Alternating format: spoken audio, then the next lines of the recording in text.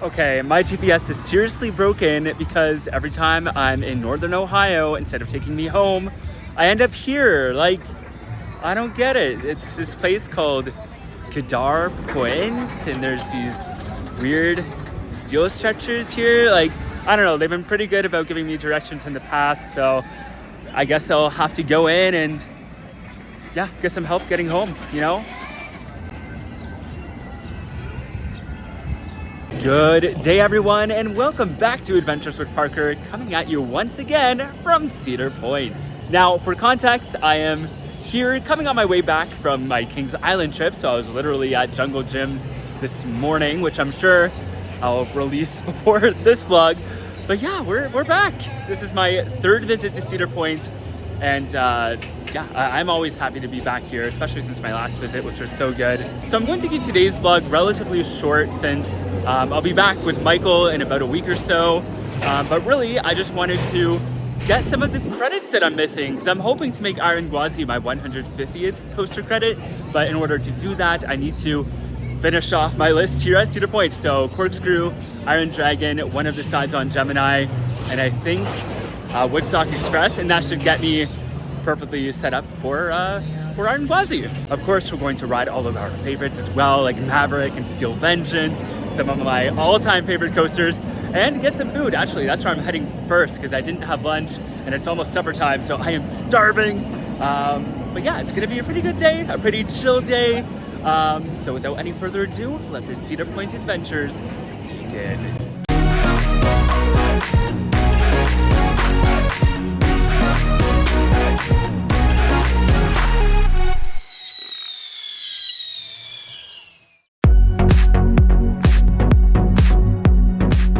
Just taking a walk through the boardwalk area here because this is where the new for 2023 editions are going to go. Cedar Point is building a new restaurant and pavilion, as well as a new spinning coaster called Wild Mouse, which is, you know, a throwback to Wild Mouse that was here in days of yore. So I'm really excited to see this area just completely overhauled. I mean, Wicked Twister was removed last year, which was kind of sad, especially because I didn't get to ride it myself. But you know what? I think the future of this area of the park is looking bright.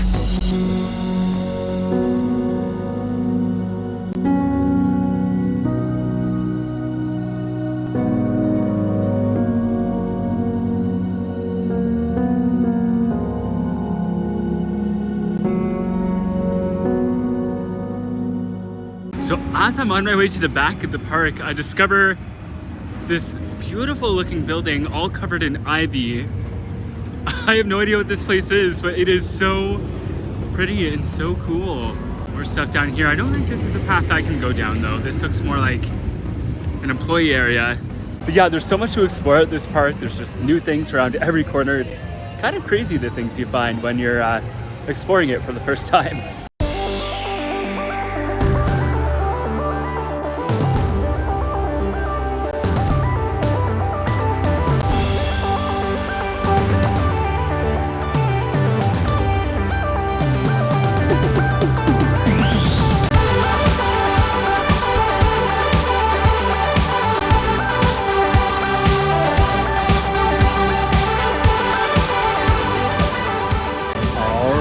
Missing coaster credit number 1 and my 145th coaster credit overall was Corkscrew. Okay, if you've been following along my channel for a while, you know that I am a sucker for these old aero loopers, and Corkscrew is pretty good. I mean, I've been on better ones. Like, I'd say that Viper at Six Flags Darien Lake is my favorite so far, but this one isn't bad. It's not as rough as I was expecting it to be, and it was just a really fun ride. And of course, this coaster has a lot of historical significance. It's one of the oldest inverting coasters in the world. I think it was second or third. I will confirm or correct that on screen, but overall, I think I have a soft spot for Corkscrew.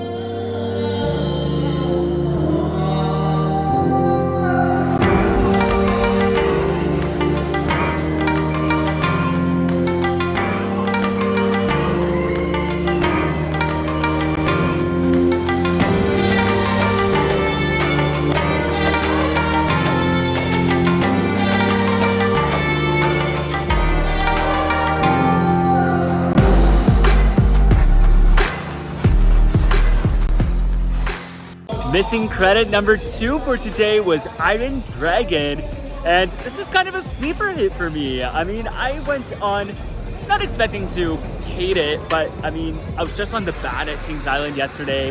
I have Vortex at my own home park, so I know what these models can do, and I kind of knew that Iron Dragon was the more toned down version of that, but I liked it. I mean, it was very relaxing, and you kind of got to swing over the trees and over the lagoon. And it did have some faster, kind of somewhat more intense moments, which was a nice surprise. So yeah, of course, this one is more of a family coaster, whereas the other Aero Suspenders that I mentioned are more in the thrill category, but don't knock it. It's still a fun ride. So yeah, that was a nice, pleasant surprise. I love how at the beginning of this vlog, I said I was going to get food first, and I went ahead and got distracted by roller coasters. But now we actually are on our way to get food. I want to hit up the Wild Turnip, which is a new restaurant on the Frontier Trail. I'm not sure if it's permanent or part of the Frontier Festival. We'll find out when we get there, but I know they have some cool vegan options I really want to try. So yeah, let's head over. And for those of you who are wondering, I'm not vegan or vegetarian myself, but I do like to incorporate those kinds of foods into my diet and reduce my meat consumption where I can. And it's just fun to try new foods. Like, I am open to trying almost anything food-wise, unless it's mushrooms or olives, because those are nasty. But most other things I am absolutely open to. So yeah, let's eat.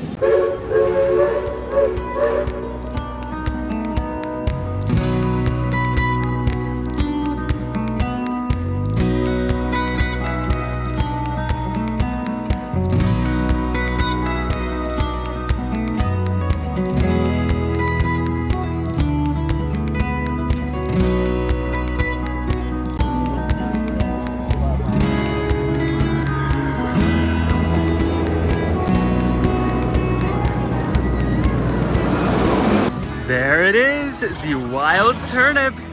Let's check it out.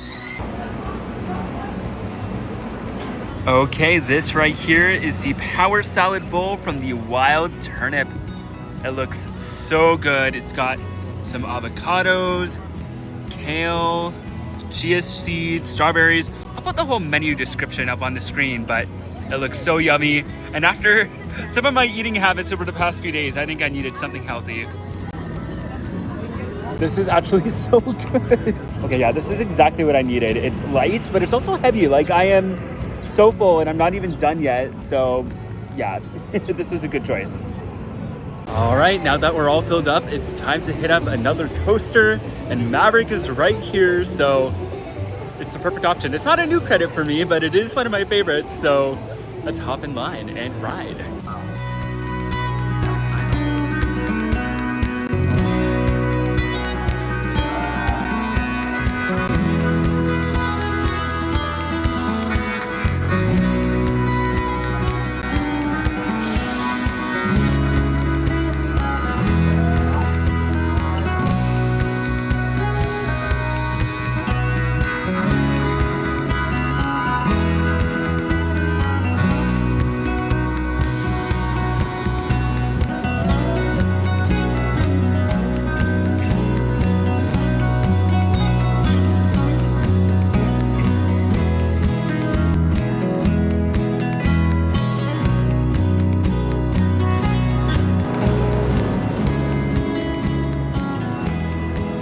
All right, here's the ride I absolutely had to do today, and that is Snake River Expedition. This is a new for 2020 ride, and from what I hear, it's kind of like a combination between the Jungle Cruise and the Great Movie Ride. You know, it's kind of one of those boat rides that tells a story, so I absolutely love storytelling attractions like that. So I have a feeling I am going to just completely fall in love with this ride. I'm so excited, so let's go do it.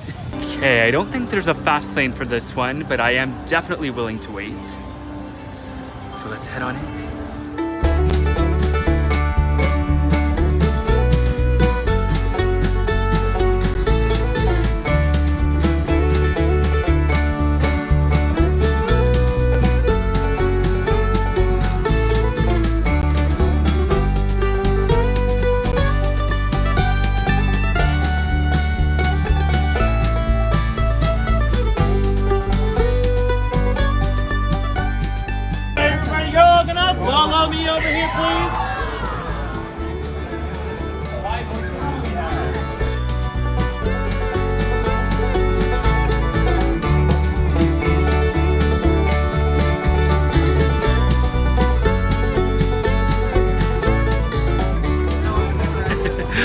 you. You're welcome. Have a great day, friend. You too.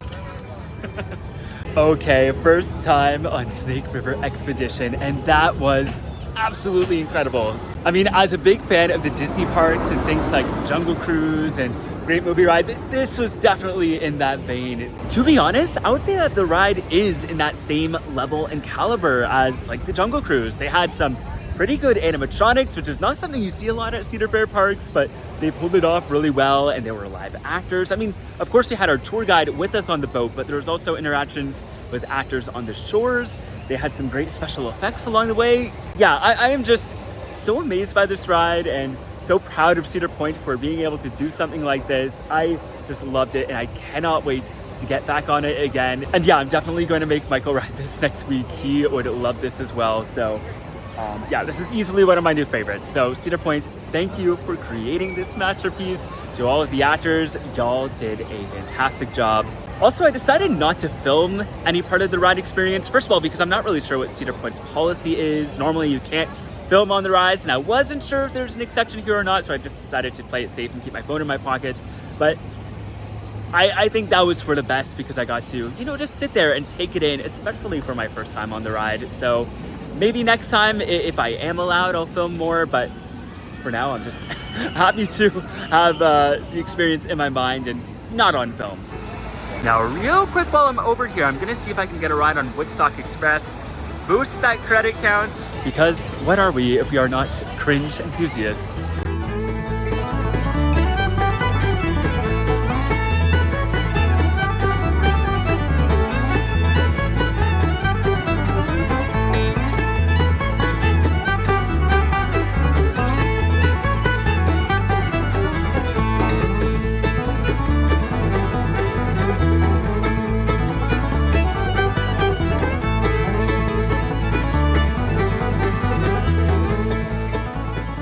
Alright, I'm just coming out of Camp Snoopy, where I rode Woodstock Express for my first and probably only time in my life. But I mean, for a kid's coaster, it's not bad. I mean, it's one of the bigger models, so I think it's a good step up for kids who are maybe too big for Wilderness Run, but are looking for that next level to kind of transition into the family coasters. So yeah, it's fun for that reason, but me personally, yeah, probably not going to see me on it again.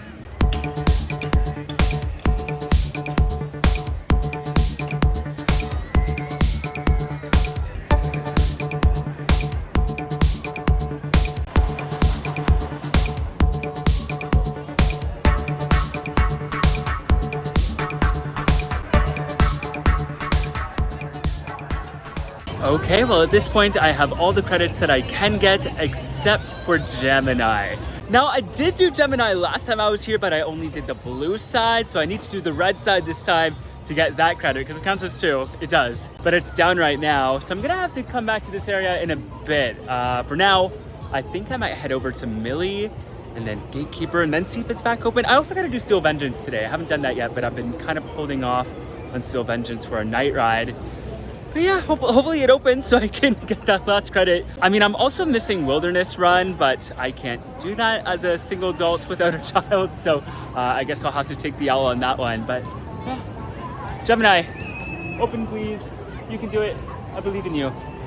Okay.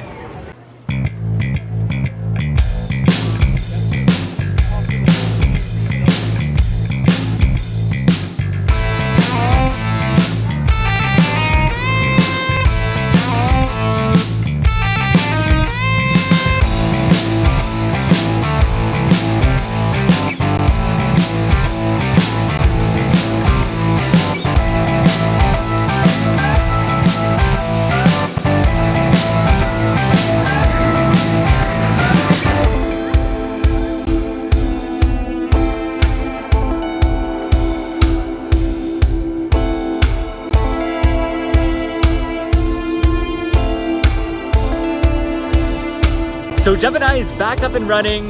They are only running one side, but thankfully it was the side that I needed. So coaster credit number 147 is the red side of Gemini. Okay, so I think this is the last you're gonna see of me tonight because my battery is running low and I need to save a little bit to get home. unless something cool happens. Of course I'm going to show that off, but yeah, I will see you at the end of the night.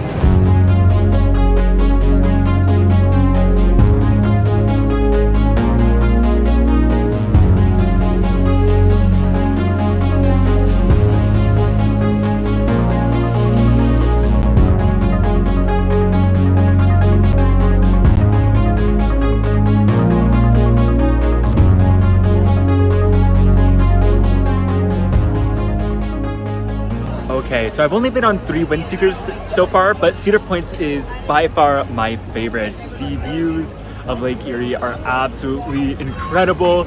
I mean, you really do swing way out over the beach. It kind of looks like you're going over the water. You're not, but it definitely looks that way. And I mean, to do it at sunset too, oh my goodness, if you're going to do a Windseeker, do it at sunset because you still have the visibility, but you get all the lights and stuff too. Plus, I mean, the sky is absolutely gorgeous, especially from up there. They also had music on this one, so as you're going around, they had this dramatic, sweeping cinematic score, so that really added to the experience. So, Cedar Point, you are doing your Windseeker game right. Other Cedar Fair parks, like, you gotta take tips, take notes.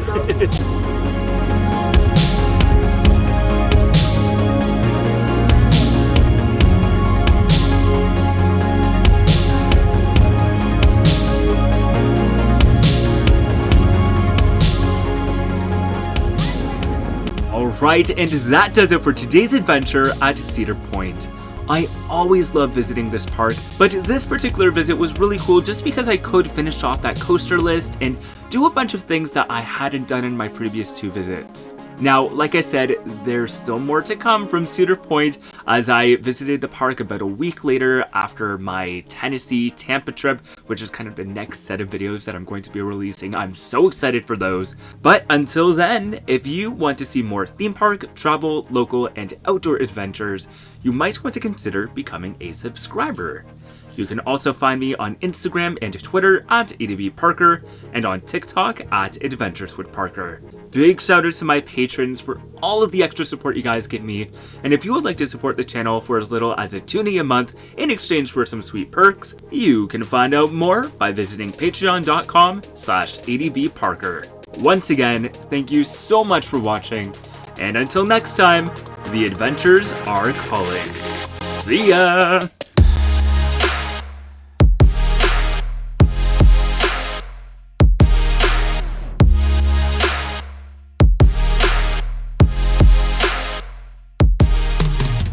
So, as my 100... No worries.